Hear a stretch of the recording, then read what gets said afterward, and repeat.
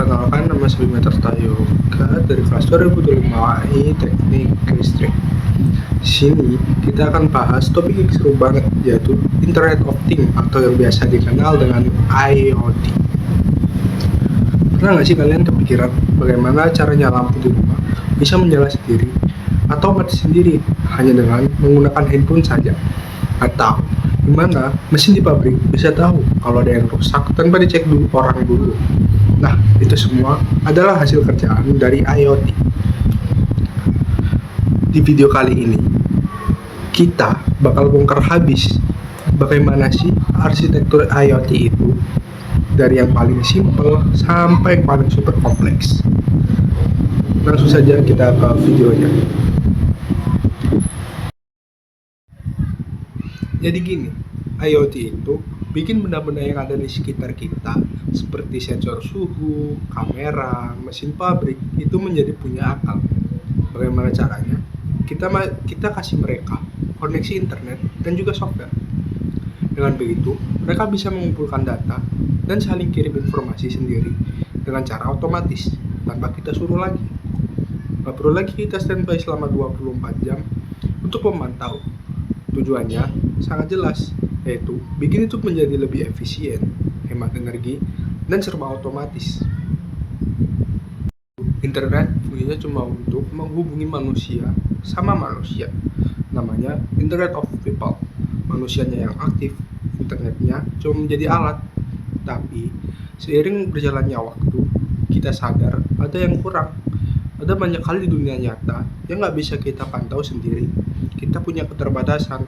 Kita nggak bisa ada di dua tempat sekaligus. Kita nggak bisa memantau kondisi gudang tengah malam sambil tidur. Misal, kita mempunyai usaha frozen food. Lalu, usaha itu mempunyai gudang pendinginan yang isinya ribuan paket ayam beku. Total asetnya mencapai jutaan rupiah. Lalu, tiba-tiba di tengah malam, listriknya padam atau kulkasnya yang rusak. Kita tidak akan tahu sampai besok pagi waktu kita buka kembali gudang tersebut. Dan waktu kita buka, akhirnya pasti sudah busuk semua. Dan pasti akan rugi besar, bukan? Nah, dari situlah manusia mulai berpikir, bagaimana caranya biar gudang kita bisa ngasih tahu secara otomatis kalau suhunya naik atau terjadi problem. Dan jawabannya adalah, kita kasih kemampuan itu ke benda-benda yang ada di sekitar kita. Kita kasih mereka sensor, kita sambungin ke internet, dan kita suruh mereka lapor kalau ada yang aneh. Inilah lahirnya Internet of Things atau yang biasa kita kenal dengan IoT. Oke, setelah kita paham konsep dasar dari IoT, sekarang kita akan masuk ke topik utama, yaitu arsitektur IoT. Nah, arsitektur IoT itu sendiri sederhananya adalah kerangka kerja atau fondasi. Misalnya, seperti kita mau membangun rumah, pasti butuh fondasi dan gambar desain dahulu, biar nggak jadi amburadul. Begitu juga dengan IoT. Ada lapisan-lapisan yang mempunyai tugasnya masing-masing. Ada yang tugasnya menjemput data, ada yang mengirim data, ada yang mengolah data, dan ada yang menampilkan data untuk dikirim ke kita. Dengan arsitektur yang jelas, sistem IoT jadi gampang untuk dikembangkan, gampang diurus kalau ada error, dan yang paling penting, gampang diamankan dari serangan cyber atau hacker. Tiga lapis ini adalah yang menjadi dasar utama jika kita ingin belajar tentang IoT. Lapisan yang pertama yaitu perception layer. Ini adalah lapisan yang paling bawah yang langsung bersentuhan dengan dunia nyata. Isinya adalah sensor-sensor seperti sensor suhu, sensor gerak, sensor kelembapan, dan juga ada aktuator, yaitu komponen yang ngejalanin perintah seperti relay yang mampu untuk menyalakan lampu atau membuat motor membuka pintu. Lapisan kedua yaitu network layer. Ini adalah jaringannya, si kurir yang mengantarkan data dari sensor ke tujuan, bisa melewati wifi, kabel LAN, ataupun jaringan seluler yang 4G. Lapisan yang ketiga adalah application layer. Ini yang kita kelihatan sama kita.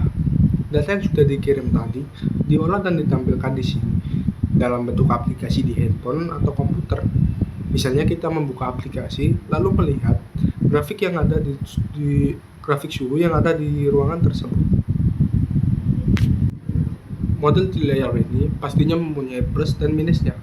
Yang pertama adalah plusnya, simple banget, cocok buat kita yang belajar untuk bikin sistem sederhana kayak untuk mengetes suhu yang ada di kamar kita. Minusnya, karena simple, dia nggak punya kemampuan ngolah data yang rumit. Data mentah langsung dilempar ke aplikasi. Keamanannya juga masih lemah. Jadi, kalau udah masuk ke sistem yang lebih kompleks, model ini bakal kewalahan. Nah, karena model 3 layer ini kurang memadai, muncullah arsitektur 5 layer. Ini kayak versi upgrade-nya dari 3 layer. Di sini ada penambahan 2 lapisan di tengah yang bikin sistem menjadi lebih pintar. Yang pertama adalah processing layer. Adalah lapisan baru yang paling penting. Bisa dibilang ini adalah otaknya. Disinilah data yang dikirim dari sensor diolah, dianalisis, dan disimpan dengan baik. Biasanya menggunakan teknologi cloud kayak Google Cloud atau AWS. Jadi, data nggak cuma dilempar doang ke aplikasi, tapi diproses dulu biar lebih berguna.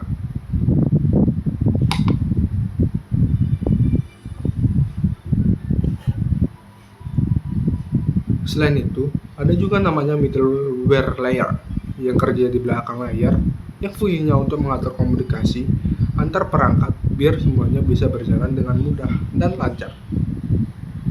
Jadi beginilah alurnya. Sensor menjemput data, misal suhu ruangan merupakan 32 derajat. Data ini langsung dikirim melewati jaringan ke processing layer. Di sini, data 32 derajat tadi digabung dengan data dari sensor lain, dianalisis dan disimpan. Misalnya dapat kesimpulan bahwa suhu udah di atas batas normal. Nah, hasil analisis ini baru dikirimkan ke HP kita dan lalu muncul notifikasi warning suhu kepanasan. Jadi, sistemnya jadi lebih pintar karena ada proses analisis di tengah. Model ini dicocok banget buat aplikasi kayak smart home atau gedung pintar. Nah, sekarang kita masuk ke 7 layer. Kenapa sih kok bisa sampai 7 layer? Karena di level ini, sistemnya nggak boleh error, keamanan harus ketat, dan ada data nggak cuma diolah, tapi juga dianalisis untuk kebutuhan bisnis. Misalnya di pabrik, sensor-sensor di mesin produksi bakal ngirim data ke kita. Nah, data ini nggak cuma dipantau suhunya, tapi dianalisis menggunakan AI untuk memprediksi kapan mesin bakal jadi rusak. Jadi, sebelum mesinnya beneran rusak atau mati dan bikin produksi berhenti, perusahaan udah bisa bikin jadwal perbaikan duluan. Nah, inilah yang namanya predictive maintenance. Dan ini game changer banget buat industri kita. Nah, di arsitektur 7 layer ini, data dikelola dengan sistem super canggih, seperti data lake, semacam gudang data raksasa yang bisa menyimpan semua jenis data. Data ini kemudian dianalisis menggunakan machine learning di cloud. Hasil analisisnya nggak cuma dibuat laporan, tapi bisa langsung dipakai buat ngasih perintah ke mesin-mesin di lapangan. Jadi benar-benar lingkaran pintar. Sensor baca, cloud mikir, mesin mengeksekusi, semuanya serba otomatis. Oke, mari kita simpulkan secara sangat simpel. 3 layer itu simple dan membuat belajar dan sistem secara sederhana. 5 layer sudah mempunyai otak untuk mengolah data dan cocok untuk smart home. Nah, 7 layer ini yang paling lengkap, yang paling aman, paling pintar, dan cocok untuk industri dan proyek yang sangat besar. Nah, bagaimana sih penerapan IoT di dunia nyata ini? Penerapan IoT 3 layer cocok untuk tugas kuliah atau proyek kecil untuk memonitoring suhu kamar server atau suhu kamar kita. Yang 5 layer cocok untuk buat rumah pintar, kontrol lampu, AC, pintu dari HP, dan semua terperangkat bisa saling terintegrasi. Yang 7 layer bisa dipakai untuk kota pintar, untuk mengatur lampu lalu lintas, di pabrik buat mengatur robot-robot untuk produksi, dan di rumah sakit untuk memonitoring pasien secara real time. Jadi pada intinya, nggak ada arsitektur yang paling jago di semua situasi. Semua balik lagi ke kebutuhan kita. Mau bikin tugas kuliah atau proyek kuliah, cukup menggunakan 3 layer saja. Mau bikin produk startup buat rumah pintar, cocok untuk menggunakan 5 layer. Tapi kalau untuk ditugasin bikin sistem buat pabrik mobil atau bandara, udah pasti harus menggunakan yang 7 layer. Pilih Pilih arsitektur yang paling nyambung sama masalah yang kita mau selesaiin. Jangan berlebihan, tapi jangan juga kekurangan. Sekian video dari saya. Mohon maaf jika ada salah kata atau kata-kata yang kurang bisa didengar. Wassalamualaikum warahmatullahi wabarakatuh.